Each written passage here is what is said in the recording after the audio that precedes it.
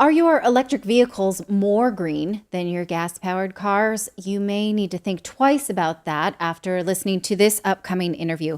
Recently, I sat down with Siddhartha Kara. He's the author of Cobalt Red: How the Blood of the Congo Powers Our Lives. This is a best selling book from this year, but it is not a feel good book. He exposes how the EV revolution is destroying the lives of cobalt miners in the Congo, and it's absolutely awful and terrifying. So I hope you enjoy this interview. It's eye-opening. Let me know what you think of it, and let me know what you think if you've had a chance to read this book. It's something that we all need to be cognizant of as we continue to promote green policies that have a consequence that maybe we don't think about. Watch and see what you think. Well, my guest today is Siddhartha Kara. He's the author of a new book called Cobalt Red: How the Blood of the Congo Powers Our Lives. It is a bestseller, but I warn you, it is not a feel-good book. He has gone to great lengths to expose how many of us are dependent on cobalt, the mining of cobalt, which runs every rechargeable device that probably you have in your home, and how many human lives are destroyed by this from Congo. So thank you so much for joining me. I've really been looking forward to talking to you. It's my pleasure to join you for the conversation. Thank you. So, can you summarize your findings about all of the slave labor that goes on in the Congo and how so much of it is kept from us, and just maybe give us a snapshot of how devastating it is for these human lives? Well, the summary is this. Right now, there's an enormous invasion of the human rights of the people in the Democratic Republic of the Congo, as well as massive environmental destruction and toxic contamination relating to the mining of cobalt.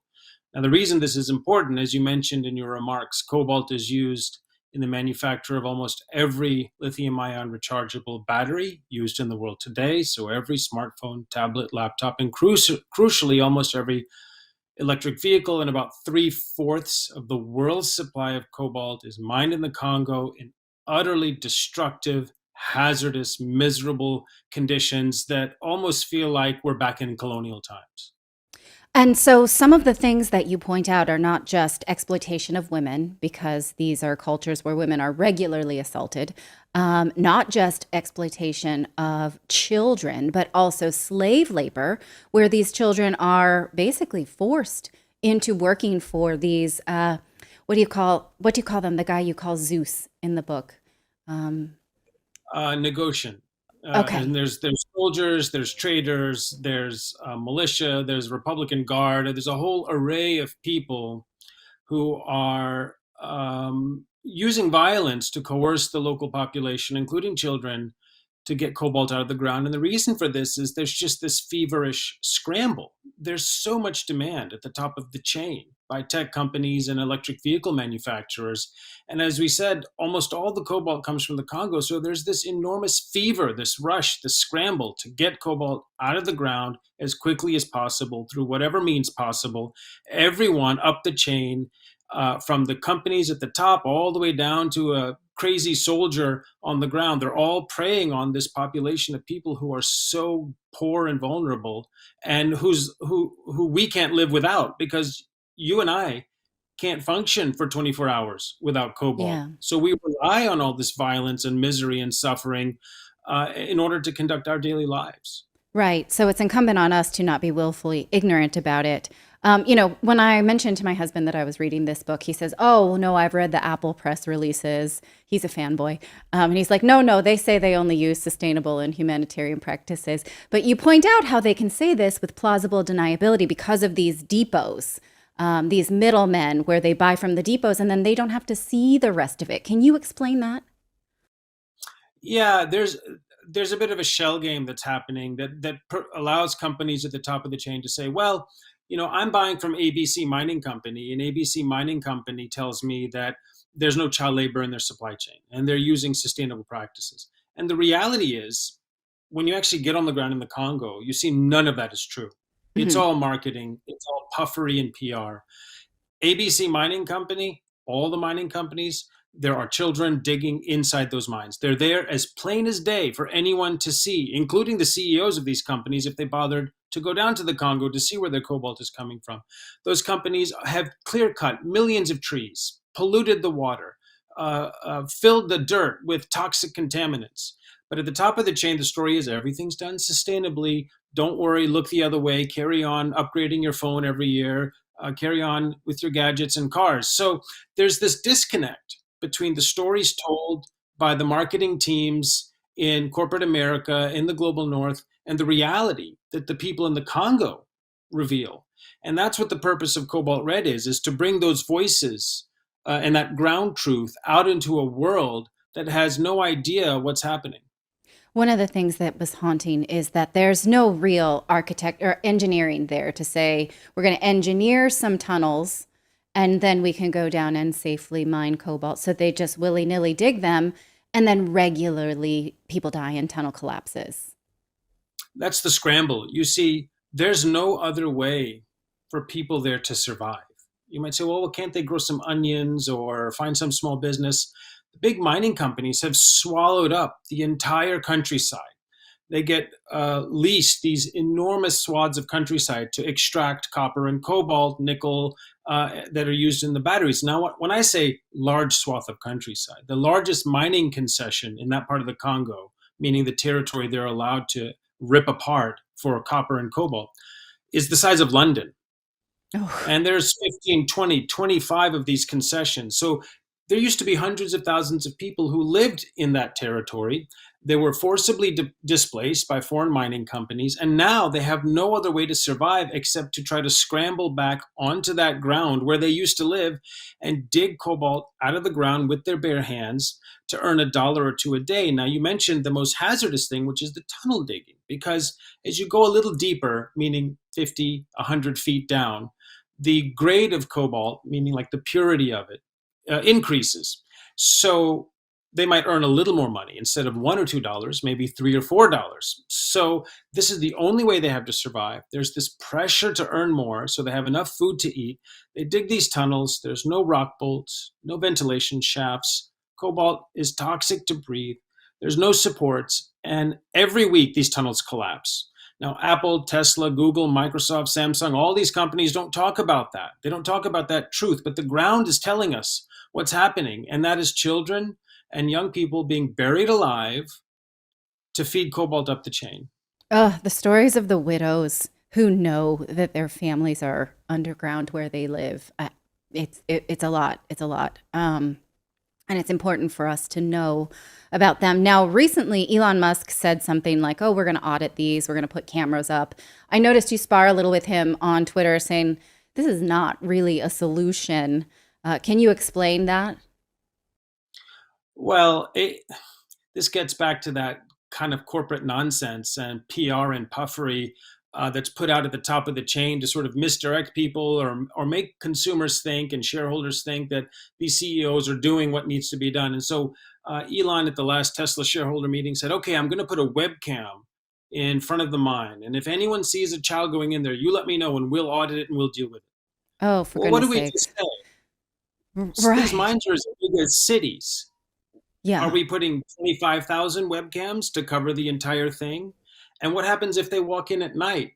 What happens if they walk in the other side where there's not a web? I mean, it's just such nonsense. It's so silly. What needs to happen is Elon, Tim Cook, all the rest of them need to get on the ground, understand the reality, accept accountability for the people digging their cobalt out of the ground, and then start talking about solutions rather than sitting 10,000 miles away minting money and putting out these ridiculous statements that, oh, we'll put a webcam in front of a mine that's the size of New York City and Right. that'll cover it, and we'll see Yeah. the kids who are walking. Or there was a non-government organization out of Washington that said, "Oh, we're going to do audits. We're going to do that regularly." And then when you asked when were the audits done, they're like, "We never did." No, that didn't happen. There's this whole smoke screen Right. because understandably, how are you and I supposed to know the truth of what's happening on the ground in the Congo? We would accept the statements of tech companies and NGOs who say they're doing certain things. Why wouldn't we? But the reality is, it's all just a charade. One of the questions I have is whether or not any other country is mining cobalt in a humane way, because it is not only mined in the Democratic Republic of Congo, but it is maybe the most robust area for cobalt mining. Well, yeah, last year almost three-fourths of the world's supply of cobalt came out of the Congo. So when you talk about cobalt, it's just Congo. So if you look at a chart of market share of cobalt production, it's Congo at roughly three-fourths of the world's supply. And then there's a bunch of countries that are 2%, 3%, 2%, 3%, like Australia, Russia, Canada, Morocco. I haven't been to Russia or Australia or Canada to look at their cobalt mining operations. I'm sure they're perfectly fine. I'm sure it's done sustainably. I'm sure people have hard hats and PPE to protect them, and they're paid a decent wage and so on. Um, but that doesn't solve the problem of where the cobalt, the world supply of cobalt is coming from, which is in the Congo, where none of that's true. And then it makes us ask a question: well, how come the people in the West get uniforms and PPE and decent wages and safety equipment, but the people in Africa don't? What what's the explanation other than, well, it's the people in Africa and they don't count as much? Yeah, so there could absolutely be solutions. We're just willfully not doing it. Now, you're critical of China's role in Congo, even though you point out there seems to be from some infrastructure improvement done by China's investment there. But it's almost this major cultural divide that doesn't seem to want to fix itself organically. The Chinese workers are benefiting from cobalt mines and tax favorable programs. The government is not using that tax dollar to invest in their country. So overall, I'm interested. Can you summarize where you are on Chinese investment in Congo and maybe in Africa in general? Because this seems to be a major thing that the world is watching, whether or not it's good for Africa to accept Chinese investment. Well, the current dominant imperial force in Africa is China. I mean, some people call Africa China's second continent because they have gone from country to country and offered aid and infrastructure and loans and development assistance in exchange for access to raw materials and resources like cobalt, like copper, like lithium, and so on. And in Congo, they've uh, invested billions and billions of dollars to build roads and assist in infrastructure development, to provide loans to the government in exchange for access to copper and cobalt mines in particular. And they struck these deals at the dawn of the battery revolution, more than 13 or 14 years ago. So they saw where the future was going. The future was rechargeable batteries, and they locked down the supply chain. So they run 15 of the 19 major copper cobalt mining concessions in the Congo. That accounts for about 70 to 80% of cobalt production coming out of the Congo. It all flows to China for refining. They provide about 80% of the world's refined cobalt supply and probably build more than half of the rechargeable batteries in the world. So they have that supply chain locked down. They pay little concern to the human rights of the people in Africa, of the Congolese people, when they have road projects or other things that they're committed to. They don't even hire locally. They actually ship over Chinese people, get them to do the work for penny wages, and then send them back. So these development projects don't even provide employment for the local population. So it's a very one-sided relationship. The only real beneficiaries in the Congo are the political elite who pocket these big deals and bribes in order to sign deals that give the China access to all these resources. And one of the major reasons that children continue to work in this industry is because their parents can't afford the fees for school, which is not free there, which is about $5 per child per month, right? And Yes. so if tech companies really wanted to do something and fund schools and things like that, I mean, if we're really talking about diversity programs, like this is a great place to get started.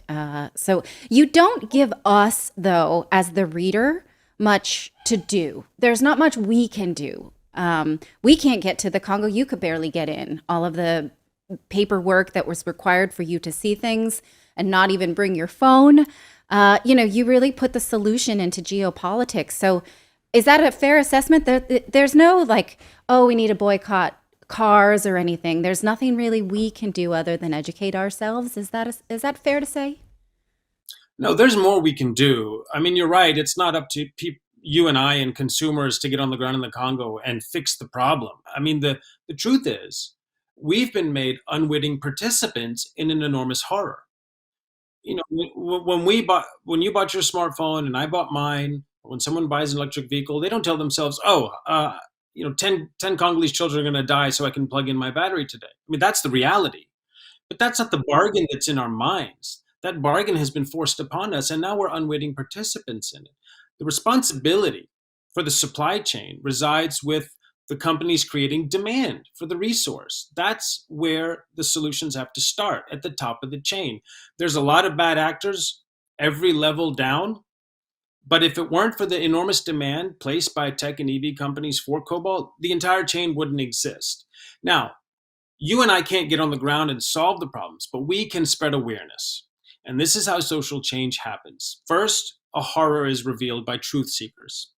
Then people spread that truth all around the world. And inevitably, every time throughout history, when the world learns of a horror, there's a community of conscience that bands together and says this injustice cannot stand, and they drag the rest of humanity forward with their force of will, their moral authority, until that injustice is set right. And that's what will happen if we do our part, which is to continue agitating, spreading awareness, flooding the world with this truth that the Congolese people are screaming out if we just but listen to what they have to say. Well, I appreciate that you have done this. This is something I had no awareness about. And I do recommend your book. Like I said, it's maybe not a beach read that's going to be fun, but it's really well organized. And I think it's got an amazing commitment to telling this story that otherwise was not told. So thank you so much for talking with me today. Thank you so much for inviting me to speak with you. Thank you so much for watching this segment here at Redacted. We are live every day at 4 p.m. Eastern Time, trying to share the stories that the mainstream media will not cover. You should also come over and join our community of Redacted Rebels over at redacted.inc. That's our private locals community where we can share exclusive content that we simply cannot share here on YouTube. Come over and join the rebellion together right now by going to redacted.inc. We'll see you next time.